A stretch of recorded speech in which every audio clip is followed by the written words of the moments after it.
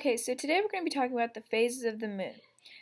So here's a diagram of all the phases in the moon, and let's go a little deeper into them. So first we have the new moon, and the new moon is the first primary phase, and it occurs when the moment when the sun and moon are aligned.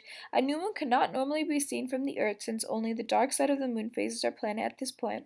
And another fun fact is that the greatest difference between high and low tide, also known as spring tides, takes place around the new moon and full moon. The moment the thin silver of the moon becomes visible after new moon is the beginning of the first intermediate phase, the waxing crescent moon. Now we have the first quarter, and this is the second primary moon phase, and it is defined as the moment the moon reaches the first quarter around the orbit, hence the name.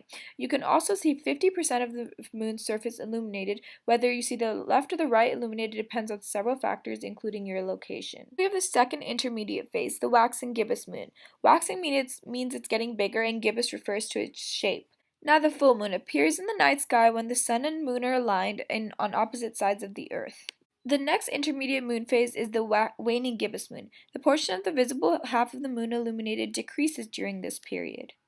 Now we have the last quarter moon, and this occurs the moment the opposite half of the moon is illuminated compared to the first quarter. And finally, we have the waning crescent moon. The sun illuminates less than half of the visible part of the moon during this phase, and you can sometimes see Earth shine on the rest of the moon towards the end. Okay, so why? Why do we have phases of the moon? Why does it matter? The moon has phases because it orbits the Earth, which causes the portion we see illuminated to change each time. Did you know that the moon keeps the Earth from wobbling violently as it spins? Perhaps the way it stabilizes our rotation is the most important effect of the moon.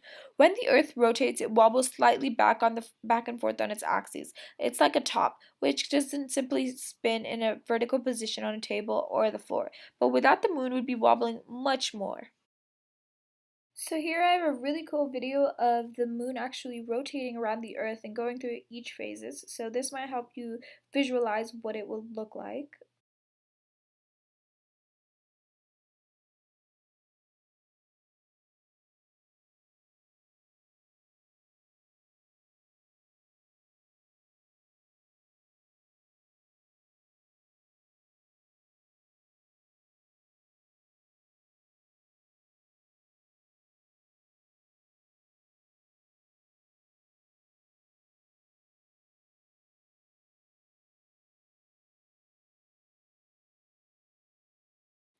Okay, so now let's play a game.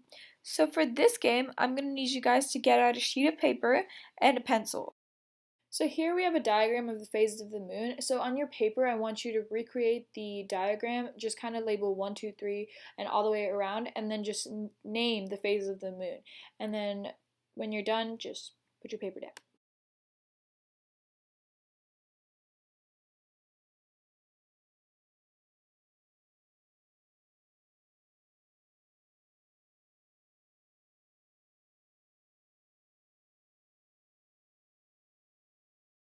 Okay, so now you can check if you got it right. So just see the picture and see if it matches up with what you labeled it. And if you did, good job. Give yourself a pat on the back. The moon goes through 8 different phases. The moon looks different, but it never really changes. It